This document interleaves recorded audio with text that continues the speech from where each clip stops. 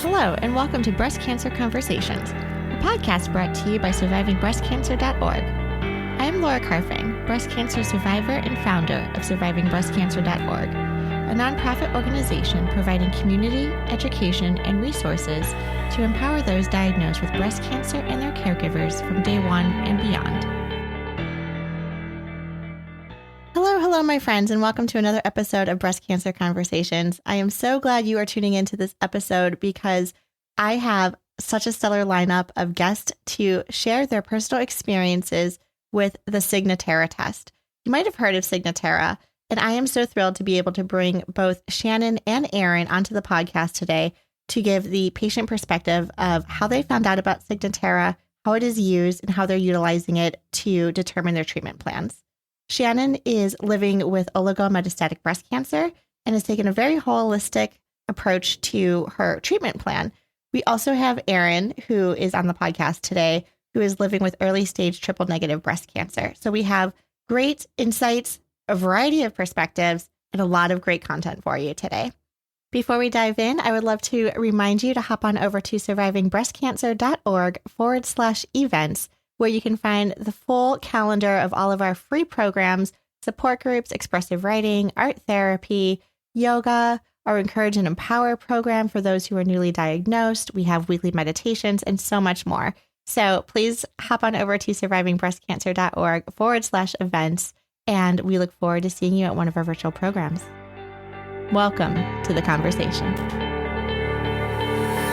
Welcome to Breast Cancer Conversations. I am so excited to have Shannon and Erin as guests on today's episode, where we are going to hear about their personal diagnosis, being diagnosed with breast cancer, with early stage as well as late stage breast cancer, and their experience with the Signatera test, which I know a lot of you who are listening have had questions. You've emailed, you wanted to know more about it. You wanted to know if it's available, if your doctors can refer to it. And so I'm excited because both Shannon and Erin have had experience with the Signatera test, and we want to dive into the nitty gritty. So welcome. So glad you're here. So Shannon, can I turn things over to you? Would you like to tell us where you're calling from and a little bit about when you were initially diagnosed with breast cancer? Sure. I'm calling in from Waco, Texas. I was initially diagnosed in December of 2020, so a little over 3 years ago. It was my first mammogram that I'd ever had, and it was diagnosed at that time as DCIS, so stage 0. And then I'll kind of quickly summarize. We can go into it more later if we want to, but I went the holistic route, but a year later it developed to stage 1. I had some different treatments done, and then unfortunately, it came back as stage 4. So I'm now stage 4. When you had your first mammogram, was it a diagnostic mammogram, or was it just like part of like a routine? Like, okay, now like I'm of the age where I now need to get mammograms. Yes, it was that. Yeah, just at the age to start. And it was somewhat impacted, I think, by COVID, because, COVID would have started in March of that year. So I was like, a little bit delayed by 6 months or something, but because I think I was 41. I was diagnosed at 34 when I found a lump and never had a mammogram before. And so really having to advocate with my doctors to see, can I get in and can I get screened? So my first experience was a diagnostic mammogram. And so that's why I was asking too. A lot of times we're like, oh, it was my first time. And Erin, I know you were also diagnosed just before your 35th birthday as well. And so tell me a little bit about how you discovered your breast cancer. I was nursing still because I nursed my second son. Some would say too long. So I was involved with my breast tissue, and I had several clog ducts before with my first kid. So I felt a lump, and I knew that it wasn't a clog duct. But I never assumed it was cancer. And I was actually experiencing postpartum anxiety with an especially a huge fear of germs. And it was January of 2021. So I was pretty scared to go to the doctor because I thought that I would get COVID there. And I finally was like, I mean, I felt the lump in late November 2020. And then I just was like trying to monitor it. Like I knew what I was doing. And, Yeah, finally, I was sure. like, yeah, I gotta go in. And anyway, so I had my first mammogram was diagnostic, and also they did the ultrasound as well. And I think they knew it was cancer. I still didn't know, you know. Mhm. Right. Did you have any challenges getting in for those types of appointments? I hear so many women actually, unfortunately, discover that they have breast cancer while breastfeeding, and a lot of times hearing it could just be a clogged duct, et cetera. What did you have to advocate for additional support? I know I've heard a million stories like that as well, but no, I did not. They were very fast about it. I think they knew, Yeah. but no one told me, so didn't know. Well, I'm glad you had a positive experience, at least to get into a diagnostic screening. Yeah, I think so. And I think also what you're mentioning too, and I'll just share for our listeners and for your benefit as well. We were down at the San Antonio Breast Cancer Symposium this past December, and one of the sessions that we attended was on breast cancer and postpartum. And so I do have a podcast coming out on that particular topic as well. And so what I love about meeting women like you all in our communities is like my brain is like, oh my God, I want to talk about holistic. I want to talk about this. I want to talk about breastfeeding. And so I will be inviting both of you back, I'm sure, for more of these amazing topics and to be part of various panels that we're putting together for 2024. So thank you for sharing that experience. Shannon, what is your treatment looking like these days? Like bring us up. So you were diagnosed in December of 2020. You're going through all of this in the last couple of years. What is life like for you right now? What type of treatments are you on, or holistic approaches are you taking? I've been working with an integrative doctor in Atlanta. And so we are continuing some mistletoe treatments that I self-administer. So those are injections 3 times a week of a smaller dose. And that is designed to boost the immune system. It also can mitigate effects of other treatments that are more conventional if people are choosing those. And then it can also just sort of, heal, attack the breast cancer cells directly. So it's sort of a trifecta approach. So I'm doing those. I'm on an experimental drug that I brought the paper here to see if there's any way I could possibly pronounce it. I don't think I can, but the short name is TM.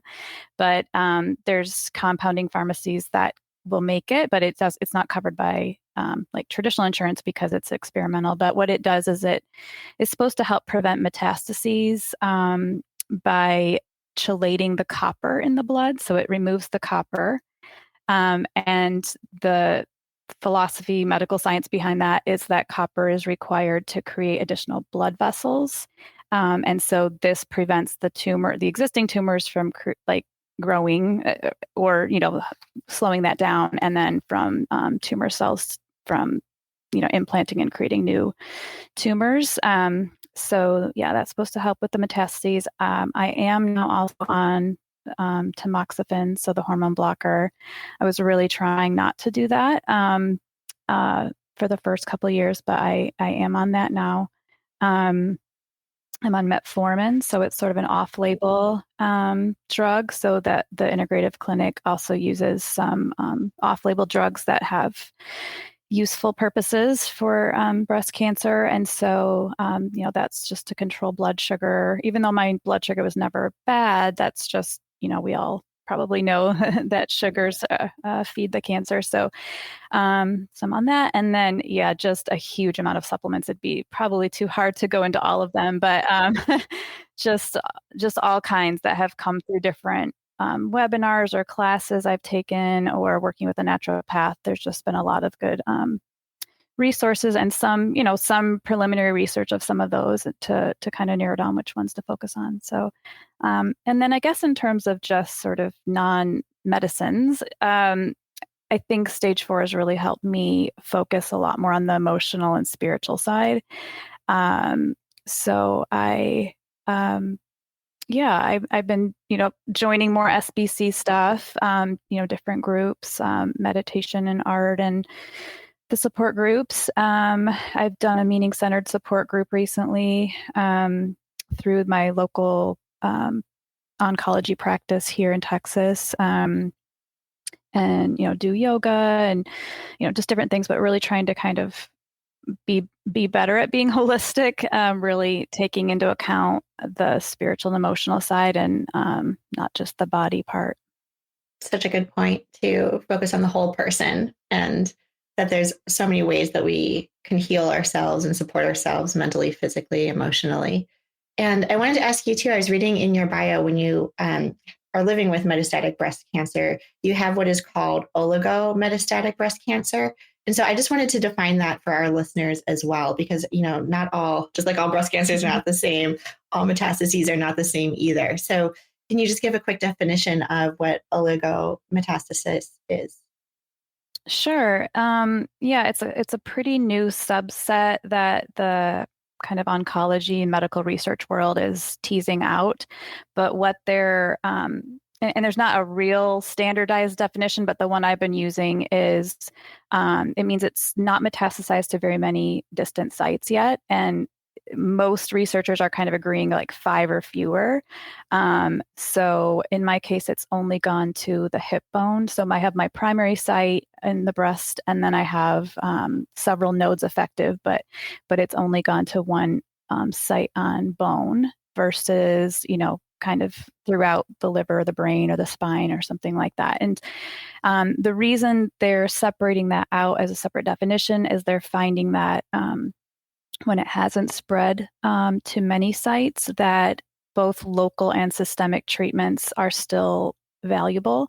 The body can handle and potentially help heal different tumors by doing, whether that's surgery or whether that's other kind of targeted radiation, targeted therapies. So not just doing palliative care or just systemic, chemo or natural chemo, but you can do these other things too. So in my case, that's where the radiologists locally, when I did CyberKnife, they were willing to do the radiation, the targeted radiation on my hip, even though I was stage 4, because of this kind of subset. And I'm kind of getting on a tangent, but those of you who've worked with radiologists, they always kind of want to be the last resort or something, like they want to be the last ones in line. And so since I had done a lot of unconventional stuff, it was some self-advocacy to say I didn't do a traditional like knife surgery, but I did cryoablation. So I had it, a tumor freezing surgery from a surgeon. So they would count that. And then I haven't done traditional chemo, but I'm on, experimental drugs and hormone blockers. And I've done lots of nutraceutical natural chemos, basically.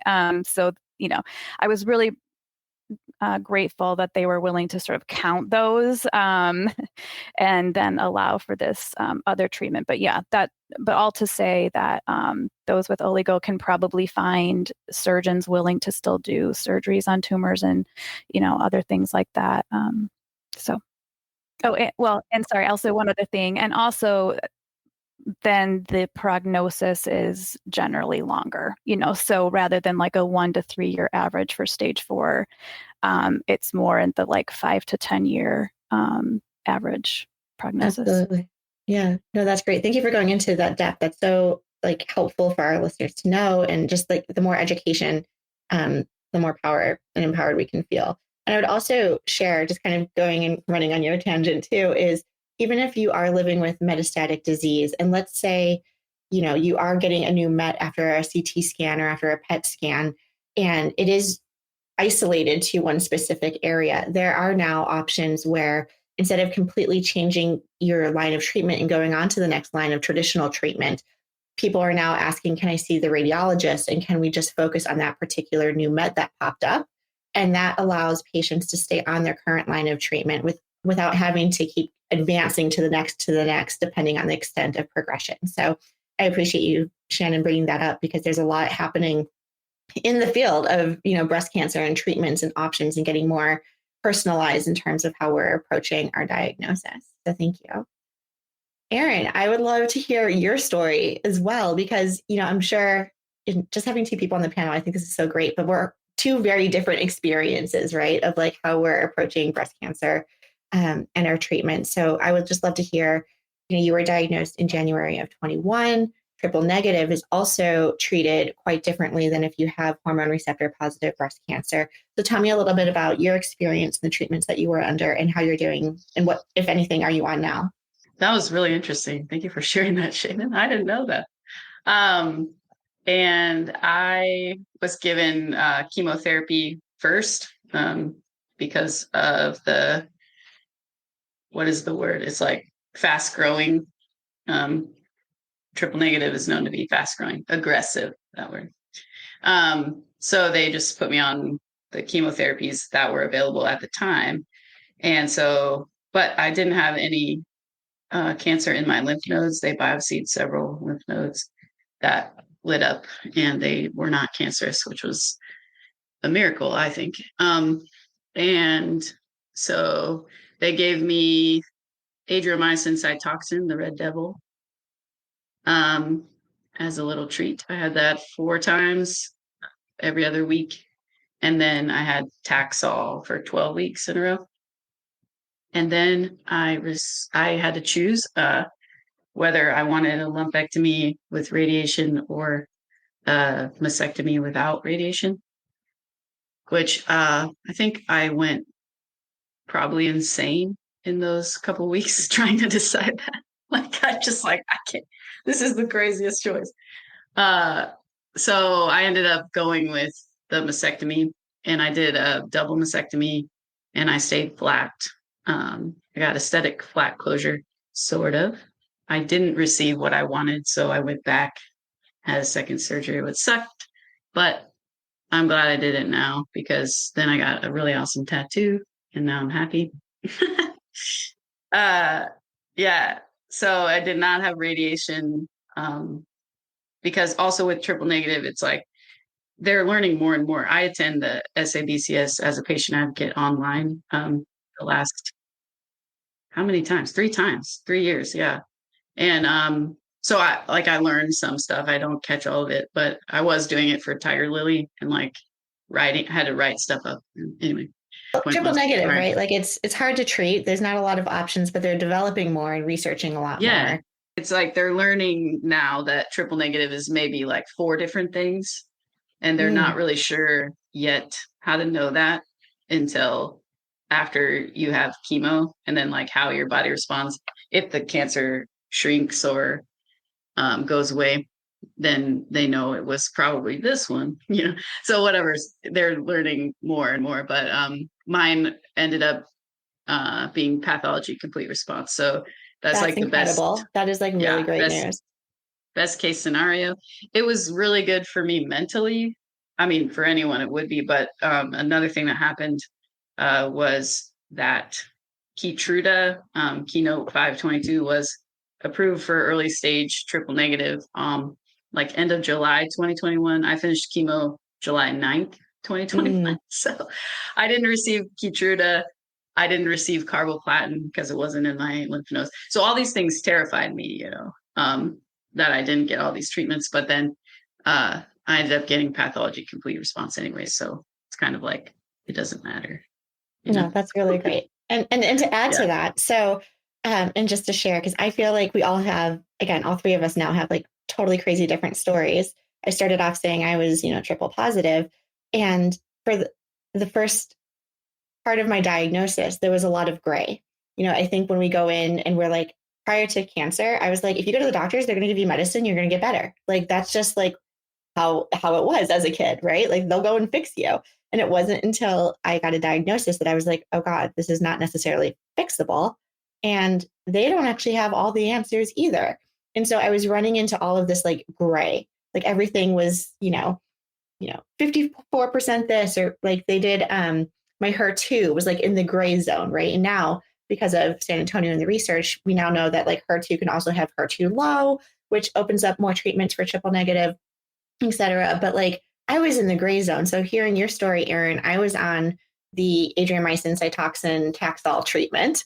And I had chemotherapy before my surgery as well. So everyone traditionally is like, oh, you must be triple negative. That's what I had too. I'm like, well, I don't think so, because after those 12 weeks of Taxol, they decided to put me on Herceptin and Perjeta to, just in case the HER2 was stronger than what we thought, because it was gray. So I was like, I am on everything.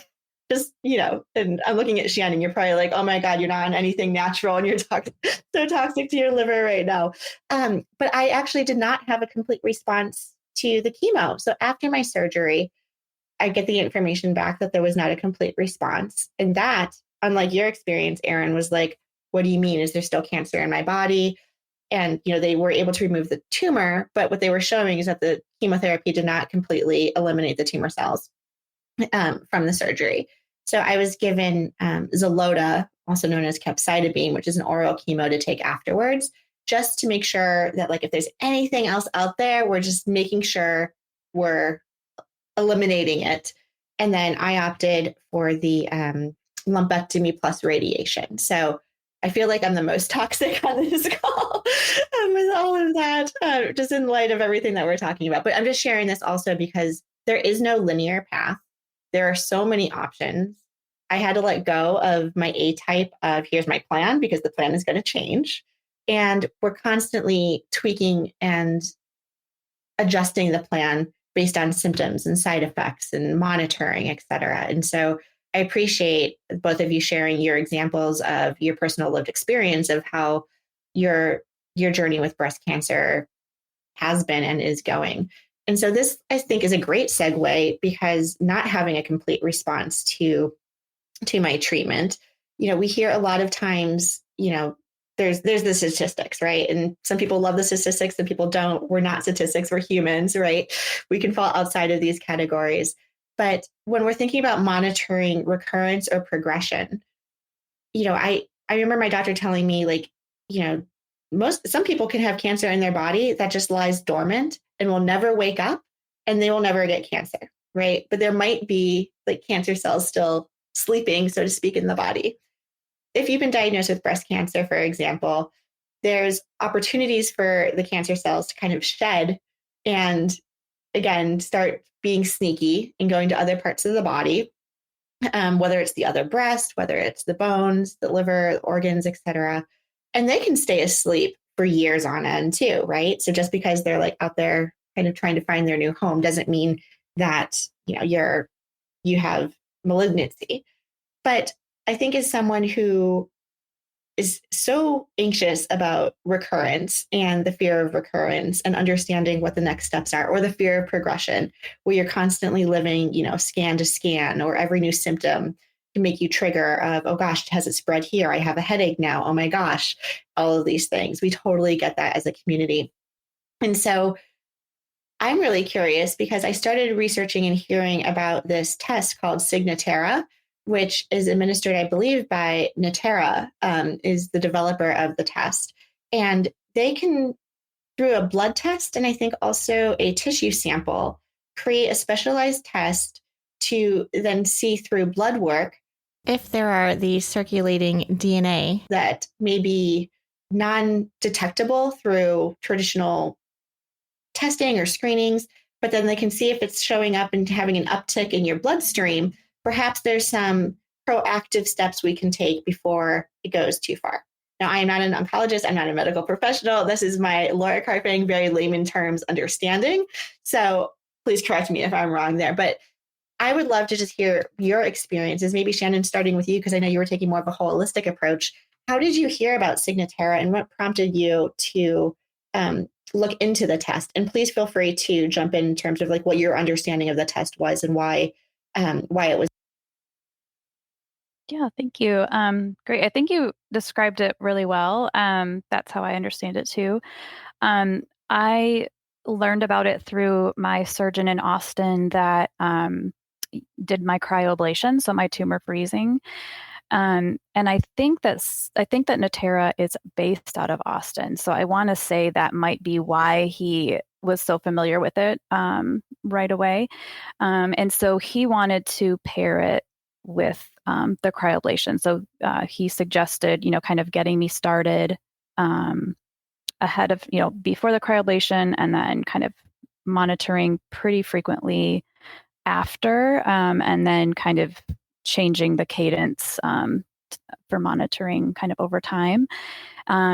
So I think that I'm trying to recall how it all went. It's a little bit foggy in my mind exactly how it worked, but I think they were able to use, they did an early blood test, I think a couple months before my cryoablation, to kind of get a baseline of while there was active cancer.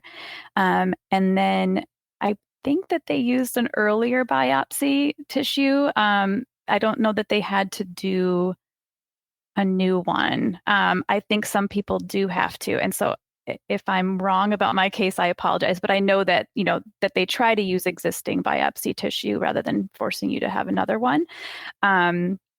So they need to utilize both of those things to create your baseline, to understand the specific kind of genetic makeup of your cancer cells so they can trace it in the blood.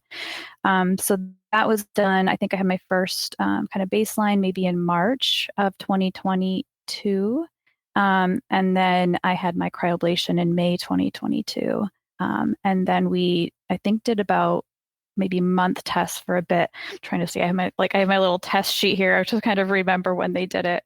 They did it kind of like a month after, and then they did it 2 months after, and then I think they started spacing out to 3 months. So, they can kind of tweak it as they see, necessary, I guess. But did I answer those questions?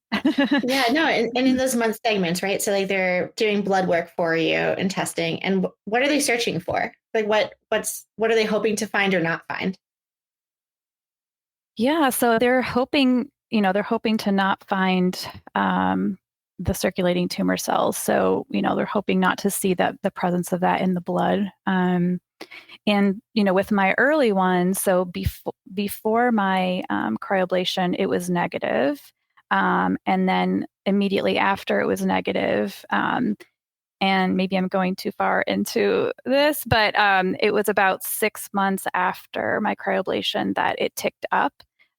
So that's when it was, showing that there was some movement of the cells in the body. I keep pausing to see how much you want me to say. No, this is fascinating. And so, so on one level, it's like, okay, there's an uptick. We can see that it's in the blood and circulating. Then does that change? Did you have to do more testing, or like what do you do with that information once you have it? How do you and your doctors decide like what the next steps are with the new information? I already had, so that happened in November that we saw the uptick. And I already had, I think, a follow-up ultrasound in December or January scheduled, because I had elected to just do ultrasounds versus mammograms as my monitoring, partly for the radiation issue, but also because I have really dense breast tissue and it's just more helpful. And so I had that already scheduled. So it just kind of gave us a heads up to what then we saw, which is, yes, it's appears to be back, but it was a little hard. So this could be a whole different discussion. It's hard to tell for people who have had cryoablation, because with the tumor freezing, it's creating an egg size. So even though my tumor was only 2 centimeters, it's creating like an egg sized ice ball, to freeze to get the margins and everything. And then the body has to kind of digest dead cells over time. So you'll have just sort of this massive lump for a while that will then kind of slowly get eaten down. So I can't tell, I just feel a larger lump. I can't tell if that is the cryoball or because in there somewhere was the tumor, right? So the ultrasound can kind of see the different variation of how that image looks, to where he could say, yeah, it looks like, this is, within the cryoball, it's coming back. So it's interesting how, we want to know more information, and then it's like, what do we do now with it? And on some degrees too, I'm sure there's people out there who don't want to know, or, don't necessarily want to know what to do if there's no like direct answer in terms of like, what do we do next? So Erin, I would love to hear, sorry, Shannon, did you want to say something and respond? Well, I just realized I didn't fully answer about the what's next. I answered about the scan. So, I mean, we had the next scan. And I think then I also had an MRI, a breast MRI, at that time. So that was an addition. So it triggered more testing. It triggered more testing. And then based on that, more confirmation from the MRI is when I started looking into other things. So my surgeon he said, here's from the surgical standpoint, I could do a lumpectomy or mastectomy, traditional. He could do another cryoablation if I wanted. And I said, let me take a look at some other options. So that's when I found the integrative clinic in Atlanta and scheduled to spend 6-7 weeks there to do some treatments there. So it did kind of, it triggered additional things that my surgeon could have done. And then it triggered me to kind of research other options as well. Yeah, and take some action there. Thank you. Erin, same question, right? So how did you first hear about Signatera and what prompted your decision to get the test? Yeah, it's very hard for me to remember where I heard of it. I was trying really hard. I'm assuming it was probably there's these chats through the TNBC Foundation that I attend on Zoom. And I'm guessing somebody from there said it. That's what I'm guessing. I don't know for sure. And because with triple negative after treatment, there's nothing else really that you could do. You just kind of sit there and I have such issue with anxiety and I already have issues with my left hip that are really painful, my lower back, my right leg. And so I'm just like, how am I going to know if this is so I really like the idea. And when you talked about statistics, I was thinking of how statistics for me have changed since I got diagnosed because who gets triple negative breast cancer? 10%, right? Of people who are diagnosed with breast cancer, I think is the statistic. But then when you get pathology complete response from treatment, the likelihood of recurrence, the statistic is 10% again. So I'm just like, I know it's low because it could have been 40% if I didn't get PCR, but I did. So then it's 10, but that's what it was in the beginning. So it's just kind of like your mind is like, right. I fell into that bucket in the beginning. So am I there again? Right. Yeah. It's 10% is people. Those are people, and I think when it wasn't you didn't think like that. And now you do. So I was like, I don't know if I can just sit here. So if there's another option, And so when I heard of Signatera, I took it to my oncologist who I really like. And she said no. Okay. Yeah. And then but she had reasons and I'm listening to her. Then I would go home and I'd think about it more than my next appointment. Cause I would go every 4 months, at first to just basically talk to her. Do you feel any different? No, it's whatever. And so then I talked to her PA, I think it is for me, it goes oncologist, PA oncologist, Yeah, exactly. Her PA, she was very against it. She's sat with me for an hour but it was very friendly. It was confusing for me because I'm like, I respect authority a lot. So I'm like, she's an authority, but she was like, here's the reasons why it's really not recommended. And they're mostly about, I'm trying to think. They were she didn't think that I would want to be extra worried if the numbers weren't zero, and then that bothered her, how that would affect my mental health. And then she not mine, but any patients basically, because she doesn't really know me. And anyway, then she said, also all the stuff about how they don't know what to do yet, and this was in 2022, so early 2022 when I asked for it. And so I'm saying that because now, as you attend SABCS, you see that they're getting closer. So to knowing more about what to do. So I sat with her for that long conversation, and she convinced me not to do it in that moment. And then I go home and suddenly like this click happened. I go, wait a second, she's never had cancer. Like, she doesn't know. She just has opinions. They're fine opinions, but this is my life. And so this is my life and you're my care team. So basically I went back the next time and I had my oncologist and I was like, said that. I'm like, I appreciate your concern. I appreciate her concern.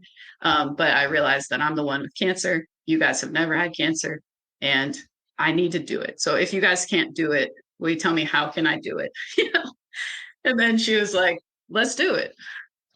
Erin, that is incredible. I mean, to have the perseverance, having gone, it sounds in your story, like 3 times to bring it up.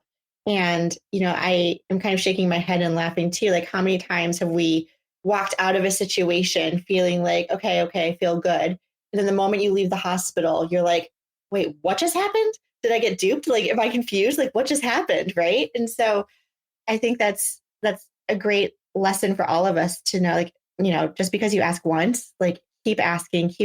And I think the language that you utilized in terms of, okay, this is something I want. I am the patient. I am the person who's been diagnosed. I'm responsible for my own health. If you will not help me get this, can you refer me to, or who should I see to get? I think that is an excellent script that we can all practice and learn from, because I always joke when like I'm half naked in a Johnny sitting on the examining table, like I am not feeling my most empowered. Right. And so like, how can I share and advocate for myself? When you're absolutely right. Like, we're not oncologists and we want to respect the recommendations, and we also need peace of mind. So whether is the cancer coming back, people can also get the Signatera test if they're on treatments and whether they're on, immunotherapies or, Shannon, you were mentioning you were on tamoxifen. I'm on tamoxifen as well. I was on letrozole previously paired with like a Lupron shot and all those things. And, you just want to like, is it working? Like, how do I know? Erin, you were mentioning with triple negative, like you're not on anything. So you're like, okay, am I okay? And then we're on things as like triple positive and we're like, well, how do I know that's working too? So I think there's a lot of anxiety and questions throughout this entire process. So thank you for bringing us up to speed of getting a yes. Okay, so I feel like this is like the suspense of the podcast. So then what happens? Yeah, I think I agree with what you're saying too. And I was going to say I also had this moment of advocacy 2 other times prior. So I'd gotten really strong in that bone of my body. Because with my surgery, I also love my surgeon, not my first surgeon, which is the first story. All of these things are written about somewhere. Honestly, they're all published with like yes, because you're a writer, right? Like you've been writing a lot about this. I've written all of these things, but the with the surgeon, when she did her version of aesthetic flat closure, then I went to her, said the same thing. I'm like, I appreciate you so much. I think you thought you were doing it, and I just want you to know that's not what this is. And I need someone to do aesthetic flat closure to me. So would you be willing to? And she did. It was so nice. So anyway, that aside, I think, yeah, we need to know what we're okay with, and this is our life, and just remember that. But as far as what happened next, so then I can't remember. I think she made an appointment for me to come back to do the blood test in like a couple weeks when she finally said yes. And then for me, yeah, it was like they had my tissue sample from maybe the biopsy or probably the surgery. Honestly, that would make more sense. And then they did. So the first round where they sent in the blood sample took longer to receive results. So it was like 6 or 8 weeks that I had to wait. And then subsequently, every time you go, so for me, it's like it was every 4 months and now it's 6 months. That every time you go, they take your blood, they send it in. And for me, I don't know, I think other people get their results faster, but for me, it's like 10 to 14 days, like about 2 weeks. And sometimes I don't receive them and I'm like really upset. So I call and they have them and they send them to me. It's like, hey, I've been waiting. Um, but they've been 0 every time. So that's really helpful for me mentally. And then like sometimes I'm like, what do I do if it's not 0? But I guess right in the like, waiting phase, right? And right. I want the information. I want to know, it's like if I can know something, I want to know, but not everyone's like that. And I think you have to know yeah, yourself. absolutely. Shannon, is the Mhm. waiting time similar for you in between like getting the blood test and then getting the results? Is it on average like 10 business days? That seems about right. And I very rarely just get them either. So I've been calling usually my ordering physician. So it's my cryosurgeon's office. I'll just call the nurse and say, hey, it's been over, a little over a week. Usually about now we see the results. Do you have them? And then she's like, oh yeah, I do. So yeah. So but I think that's about right, about the 10-day mark. I am so excited that we're having this discussion for a variety of reasons. I mean, like I said earlier, a lot of people in our communities are starting to ask about Signatera. They're curious about it. We're starting to see more information about it at various conferences, hearing about it. I think, utilizing San Antonio Breast Cancer Symposium as an example, oncologists are having these conversations to come to a consensus of what do we do with the information?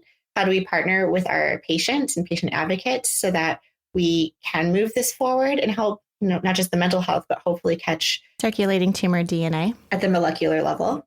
I also think what's very interesting is a lot of times, and I don't know, I'm just saying this from anecdotally, but, a lot of times, we're given treatment based on the guidelines for the type of breast cancer that we have, right? If it's in the guidelines, this is what I follow. Sometimes if you're at, a research institution or, somewhere where they're, doing a lot of clinical trials, like you might get other types of treatment that are not necessarily part of the standard of care, if you will. And so I'm wondering, just hearing some of these stories with Signatera being so new, if it's not in the guidelines yet of when we do these tests, and then what do we do once we have the information for these tests? I wonder if that's part of the resistance that as patient advocates we might be feeling. But that's just a theory on my end. I don't know for a fact. Yeah, I mean, I guess my understanding is, that it is a very new test, and so like and probably this is everybody's experience. Insurance isn't covering it, but also Natera is not billing patients for it, so they're interested in getting people to get the test, and so I'll see my insurance claim, I'll see it's denied. I'll see, I've talked to the Natera reps a number of times beforehand just to make sure, like, okay, this is a massive bill. You're not going to come back and bill me for this, right?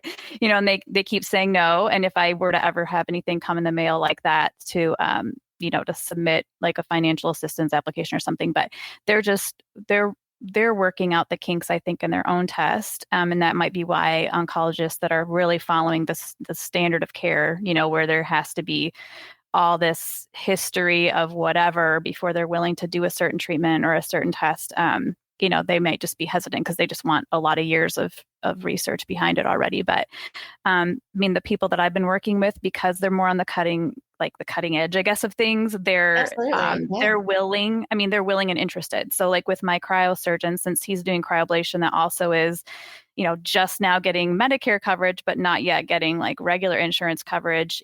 He's already kind of on that edge. And so he was aware of Signatera. He wanted to utilize it.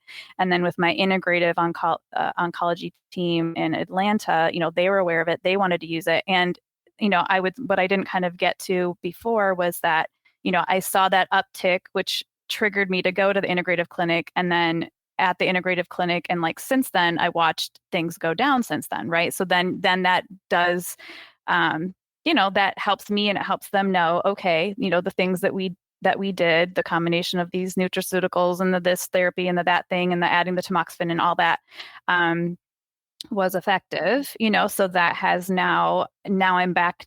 The last 2 tests are back in negative. So I had this, uptick after, 6 months after the cryo, went to the other treatments, added the other, integrative stuff, and then has come back down. So yeah, I think, those who are kind of researchers or research minded are probably very interested in this because they want to tweak and customize their treatments to patients and not just treat everybody like a cog in the wheel and, force you to get a lot more side effects than are necessary. Even with like my tamoxifen, the oncologist and my treating doctor at the clinic, the integrative clinic, they said, we're going to start with a half dose because the research is showing that may be just as effective and really curb you having to have a ton of additional side effects. So, and again, it's like we were doing so much, it's hard to pinpoint exactly the thing, or maybe it is just the combination of all these things. But yeah, I mean, so that's great. I'm glad to not have had to suffer additional consequences and all of that medication at a higher dose for no reason, so so I hope that can be something that other oncologists and doctors are willing to do so that people don't have to suffer so much. Absolutely. And so you bring up so many great points, and so now you have this instrument, this tool, this Signatera test to monitor and give you the information. Is what we're doing working? It's helping your care team make decisions. You're allowing yourself to make tweaks as necessary. And then to parallel that, Erin, with what you're going through, it keeps coming back zero. So there is no action that needs to be taken at this time, but you have this tool in your back pocket that you can keep monitoring and then know that you can take action if and when necessary. So I think that's phenomenal. Yeah.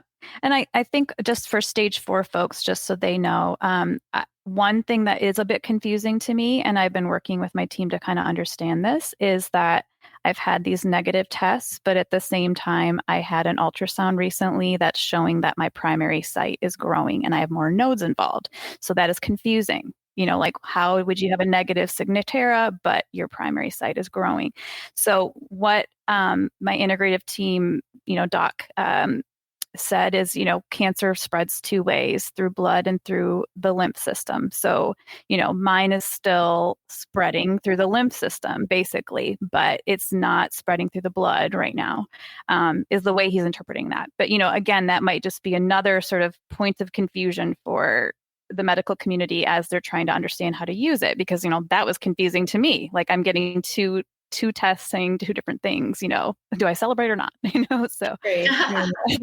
Yeah, I was thinking when you both were talking that I remember hearing something about it also not being 100% correct, so one of the problems is that it could be incorrect. And then so that I think that's a deterrent. And then also but on the flip side for me, waiting, not sure if I'm going to get stage 4 sometime, which we all think about, it's I have heard stories of people who've done Signatera where as early stage, like me, and then they found micrometastases, and then they monitored better, and then they found it when it was smaller. And so then you can still get to no evidence of active disease and live like that for a while. And for me, that is a reason to pursue it. Right. No, absolutely. Yeah. I and one other part I forgot to say, I'm sorry, I keep jumping in, but no, I love this conversation. Thank you both. Is when mine first had the uptick. So after, the 6 months after, and we were seeing the uptick, and then that, I already was getting the ultrasound, but that triggered doing the MRI. It also triggered doing a PET scan. So after the MRI was showing that, then that made both the surgeon and my integrative team before I was there say, just in case, why don't you do a PET since it's showing the uptick? Let's just see. Nobody thought that it would have metastasized. Nobody thought, because it was just so soon after cryoablation. It was so soon in my diagnosis. We just thought it was just a recurrence of stage 1 or stage 2. So that triggered the PET, which then found the bone met, right? So I say it probably really did help. I mean, so if I was going to wait for bone pain or wait for these other things, who knows kind of how far it could have gotten. So everyone was surprised. I mean, I found out driving to the integrative clinic is when I got the PET results, and I just had to pull over and just sort of have a sobbing freak out moment. But but I mean, it did help, I think, find, it triggered additional testing that helped find it sooner, I think. That's awesome. Yeah, that's another fact that my oncologist shared with me one time, is breast cancer is the only cancer, maybe. I don't know if this is not like fact, but that they just kind of leave us to like find things, and with other cancers, they check you more often. And so, yeah, that's great that the Signatera test results triggered a scan that you wouldn't have normally been able to get. Yeah, that's absolutely right, Erin. Like, how would I know if it has spread to other parts of my body without doing a PET or CT scan? But they're not going to order one unless I have a symptom, unless something's problematic. And so, yes, it's kind of like this wait and see approach. And then we're looking at the statistics and at what point will it come back? Just waiting for that next shoe to drop. Shannon, I also kind of want to laugh, and you're giving me ideas for future podcasts. Have we all had that moment in the car where we had to pull over and just sob? Okay, first of all, like, I think we need to have that on the show coming up in a future episode. And two other things, and this may sound ignorant, but again, if you're newly diagnosed, you don't know like all of us on the screen are like experts in our experience and have gained so much knowledge because of everything that we've had to go through. But when I was first diagnosed at stage 2, I thought for sure I would have to be stage 3 before progressing on to 4. Or even hearing what you're saying, Shannon, like you're diagnosed at stage 0 or stage 1. I would think, oh, okay, well, there's still 2, 3, and 4 or 2 and 3 before I get to 4. But that's not the case. It can go from initial diagnosis and leapfrog to stage 4. So I think that's something I wanted to share because I didn't assume that was the case when I was diagnosed. And then secondly, and I don't know if this is the situation with your particular tumor, but it was also brought to my attention as we're having more conversations with community members that your tumor characteristics and the biology of it can change. So while it might be hormone receptor positive initially, and that's what the test is looking for because they're using your original tumor samples or tissue samples, what if it morphed and changed characteristics and is no longer that? And so I think these are things that are still in question that we don't always have like answers for just yet. I appreciate the patient advocacy work you both are doing and sharing your stories with our community today. And thank you, everyone, for listening to our show. I would like to acknowledge that all of the information on our podcast are from personal experiences and are not a substitute for professional medical advice. You should always contact your medical care team. If you're looking for specific topics or would like to be a guest on our show, please feel free to reach out to me. My email is laura@survivingbreastcancer.org. Until next time, keep on thriving.